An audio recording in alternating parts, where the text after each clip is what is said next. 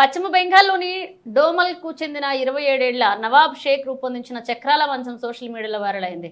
అయితే మోటార్ వాహనాల చట్టం నిబంధనలు ఉల్లంఘించినందుకు పోలీసులు ఆ వాహనాన్ని స్వాధీనం చేసుకున్నారు. నవాబ్ తన భార్య నగలమ్మి 2.15 లక్షలకు పైగా వెచ్చించి ఏడాదికి పైగా శ్రమించి చక్రాల మంచాన్ని రూపొందించాడు. ఇప్పుడది పోలీసులు స్వాధీనం చేసుకోవడంతో దంపతులు తీవ్ర విచారం వ్యక్తం చేస్తున్నారు. రుచిరీత్యా పూల్ కార్ డ్రైవర్ అయిన నవాబ్ షేక్ సాధారణ వాహనంలో నడిపే వీలున్న ఒక ప్రత్యేకమైన మంచం బండిని రూపొందించాడు. ఈ వింత ఆవిష్కరణలో 5x7 అడుగుల పరుపులు, దిండ్లు, స్టీరింగ్ వీల్, అలాగే వెనక అద్దాలు, బ్రేక్ సిస్టంతో సహా డ్రైవర్ సీటు ఉన్నాయి. రాణినగర్ మరియు డోమ్కల్ మధ్య ఈ చక్రాల మంచం తిరుగుతుండటంతో భారీగా జనం భూమి కొడుతున్నారు. దీనివల్ల తరచూ ట్రాఫిక్ జామ్ ఏర్పడుతుందని, ప్రాజెక్టును పూర్తి చేయడానికి తనకు 1.5 సంవత్సరాలకు పైగా సమయం పట్టిందని నవాబ్ చెప్పాడు. నేను వైరల్ కావాలని ఒక కళ ఉండేది అని తను అన్నాడు.